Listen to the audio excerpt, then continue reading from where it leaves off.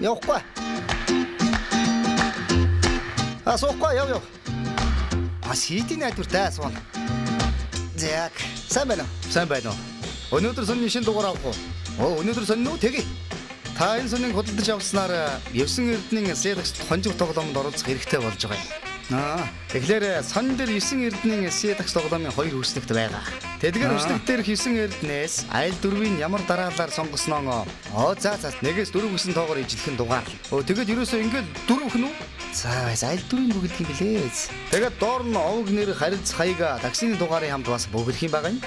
Тэгээд нэм гараг бүр 25 дугаар сувг телевизээр шууд нэвтрүүлэх хонжигвол тоглоомын тохирол гаргахад 9 эрдэнийн бөмбөлөг таны бүгдсэн дараалаар гарч таарах юм бол та 270 мянган төгрөгийг бэлнээр нь хожино гэсэн үг.